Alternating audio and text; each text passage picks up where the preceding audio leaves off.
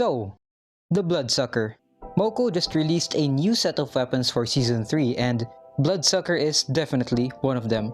It slashes, it hacks, but most importantly, does it suck or does it not? Well, how about you join me in a journey as we discover if the Bloodsucker is actually good or not. Let's get it.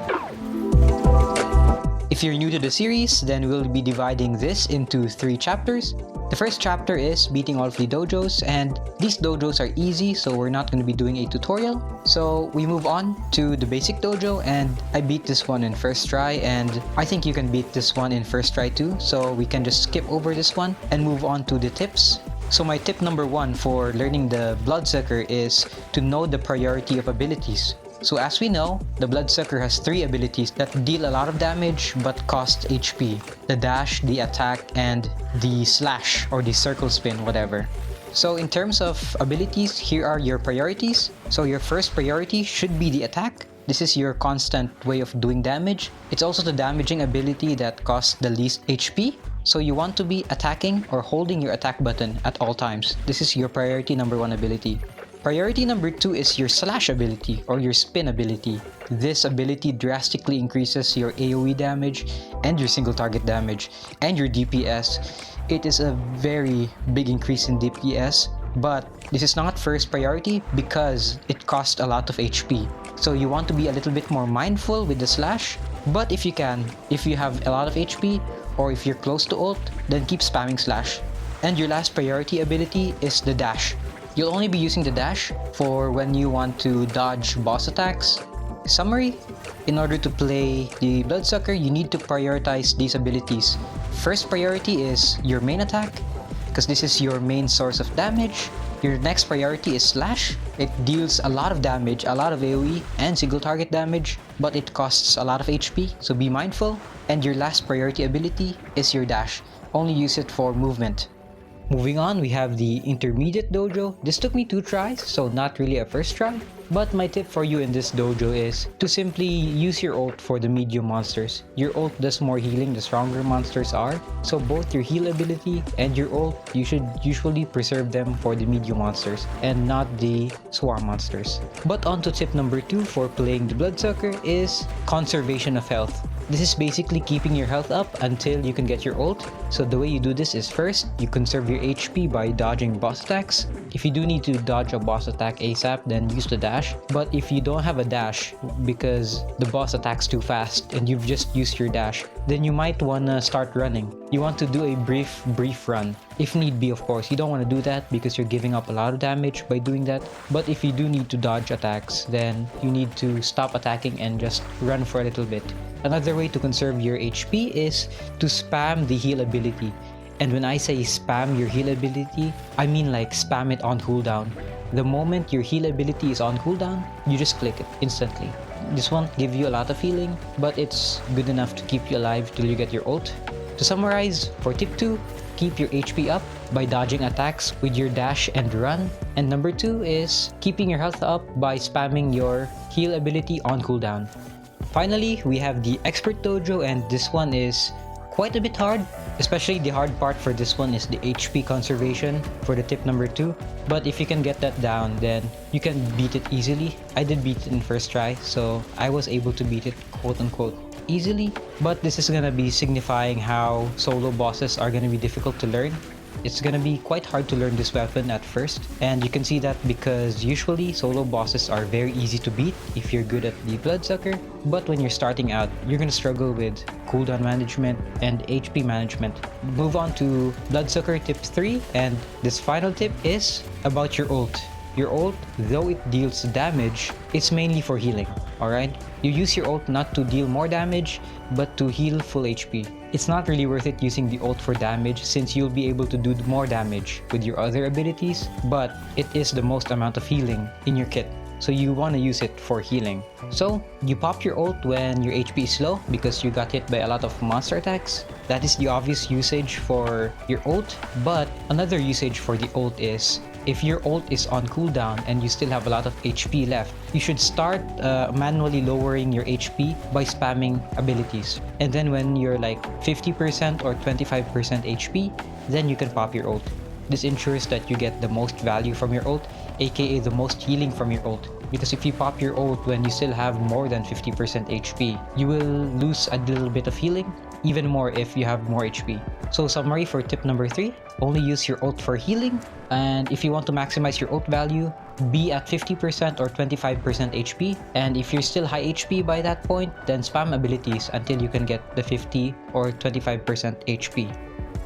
That ends chapter 1, and now we can move on to chapter 2, which are the dailies. So these are going to be the daily rifts and daily expeditions. Starting off is the daily rift, and this one I beat in first try. Not really much to say here. Same remarks as the expert dojo. Solo bosses are going to be difficult to beat when you start out playing the bloodsucker, but it will get easier once you get better at the weapon. So let's just move on to the daily expedition, and there is something to note in this daily expedition. Expeditions are the weakest part of the bloodsucker. You might think, oh, the bloodsucker, it does a lot of splash damage and a lot of single target damage, so doesn't that make it good for expeditions where there are a lot of monsters, and good for farming cores because it does a lot of single target damage? Well, that is true in that regard. You are able to clear a lot of random swarm spawns and random medium monsters. But the problem is the healing part. Because of the way the bloodsucker is designed, where you lose HP by using abilities, it's gonna be hard to find healing, especially the fact that you don't get as much healing with weaker monsters. And since expeditions are mostly weaker monsters, then it's gonna be hard to find healing, especially from your heal ability, but even so your ult. So when you run around with the bloodsucker in expeditions, you're gonna be spending all of the time not really full HP. A lot of the time you're gonna even be like low HP. It is hard in that department, but you can heal up to full HP when you encounter a boss, or if you encounter a huge swarm of medium monsters. But then again, after you heal up with your ult, it's gonna go lower and lower from there. And that really ends chapter 2. Not really much to say in chapter 2. It's good in rifts and not really good in expedition. So now we're in chapter 3, and these are the elite rifts. We're going to be beating all 6 elite rifts for this week. And starting off with rift 1 is we have a wave rift, and this one is a 30 wave rift, I think. I did beat this one first try, but I would say this is one of the more difficult rifts for the bloodsucker. It has a fast clear. With the slash ability, it can clear a lot of swarm monsters and even medium monsters. You could say it's not really that bad in this rift, but I would say it has the same problems as it does with the expeditions, in that, especially in the starting waves, it's gonna be hard to find healing because you're gonna be losing a lot of HP by spamming your slash to clear monsters. And since those monsters are swarm or medium, they're not gonna be healing as much. You lose a lot of HP from your slash ability, but you don't heal it back up from your heal ability. Also, another one is that you have less opportunities to heal with the ult because of the waves of small monsters. Same reason as the heal ability not being too much value. You get less healing from smaller monsters, so using your ult during the earlier stages are going to be difficult. But then again, your ability to clear swarms very fast with your slash ability makes this not really too bad. It's bad in that you're not going to get a lot of healing, but it is good that you can clear it fast. So it's not the best rift, but it's a half-decent one for the bloodsucker. We move on to Rift 2, and Rift 2 is a 2+ boss rift. So these are rifts that have 2 or more bosses, and this is by far the best rift for the bloodsucker, and it's honestly insane.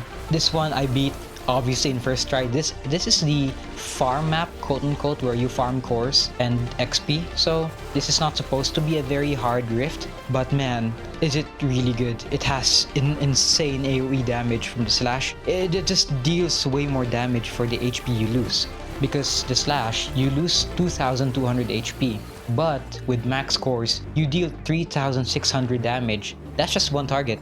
In this rift, where there are 3 targets at a time, you can deal up to 3 times 3600 damage. That's 10,800 damage for only losing 2200 damage. So that is an insane damage for this weapon. With the AoE damage from the slash, you can just clear these bosses real quickly. Another benefit that the bloodsucker has in these game modes is that you're almost guaranteed to get full heal from ult. As long as you hit at least 2 bosses with your ult, which is very easy in this game mode by the way, then you can heal from 0 HP, even from 1 HP to full HP, and that is insane. Also, your heal ability has more healing because again, you have 3 strong targets in this rift that you can heal from. You get so much healing from this one. It doesn't even matter if you get hit, since you get a lot of healing anyways from the heal and the ult. And to add to that, you can really clear bosses fast with the slash, so it doesn't matter if you get hit, you're just gonna kill them after you get stunned from the hit. By far the best rift for Bloodsucker, and it's such a good niche for the Bloodsucker.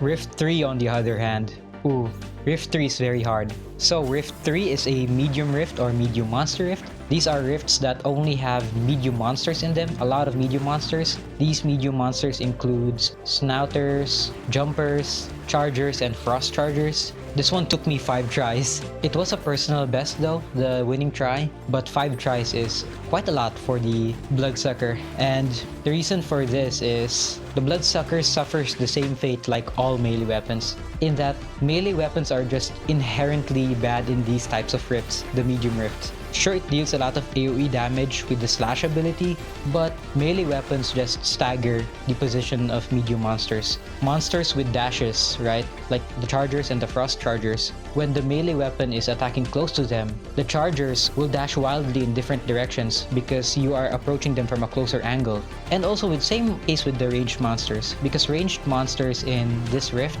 usually have the ability to run away.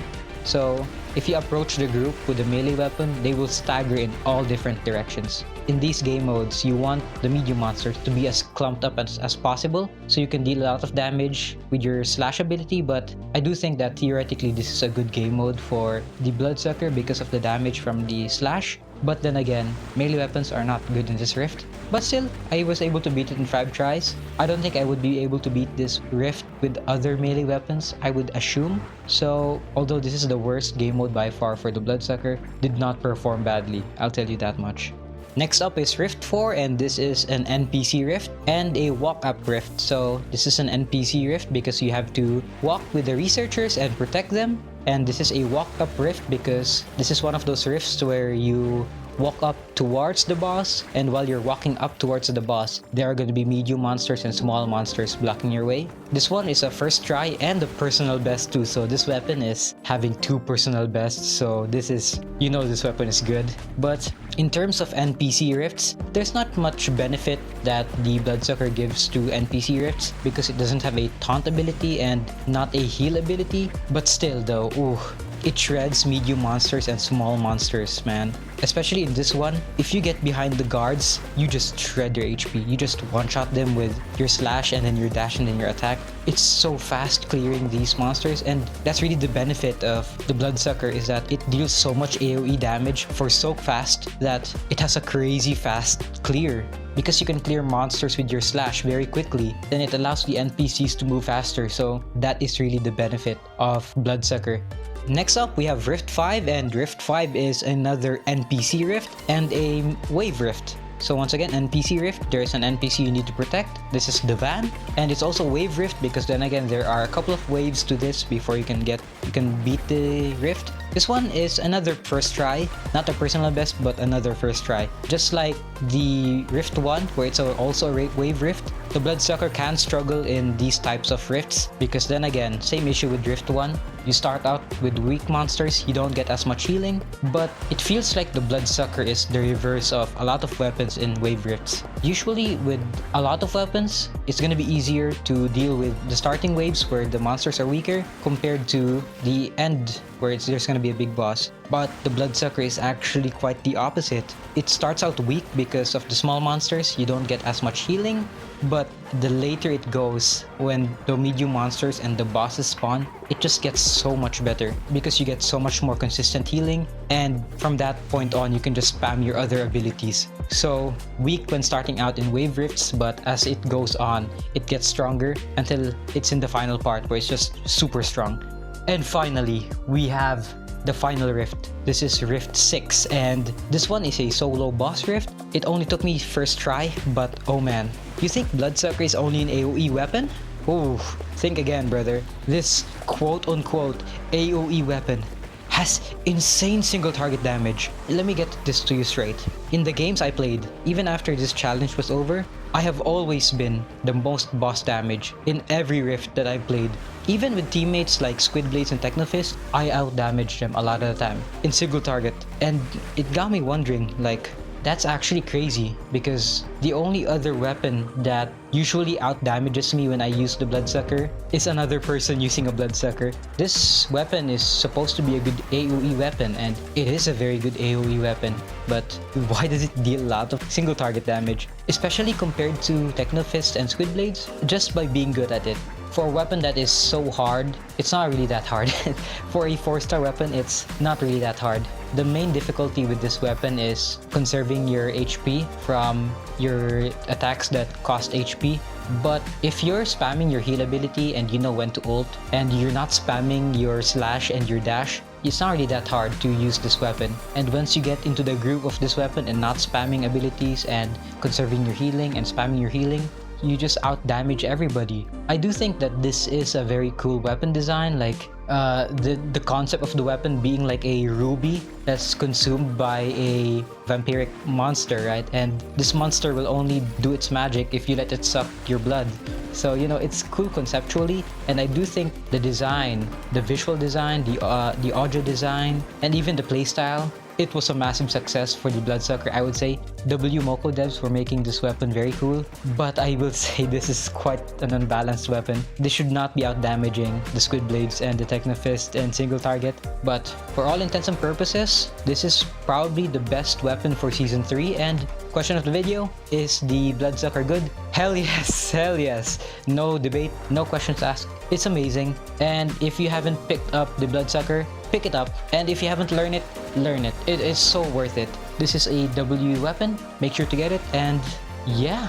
Thanks for watching, guys. The pixel art of the thumbnail, I made that pixel art, so I'm planning to make a pixel art channel. I'm not gonna do it now, but for this channel, I will be posting more MoCo content, so stay tuned for that one. And yeah, that's the end of the video. This has been Haas, and I'll see you when I see you. Bye.